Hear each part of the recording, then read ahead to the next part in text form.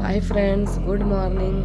ಇವತ್ತು ನಮ್ಮ ಪ್ರಣತಿಗೆ first day of college ಇವತ್ತು.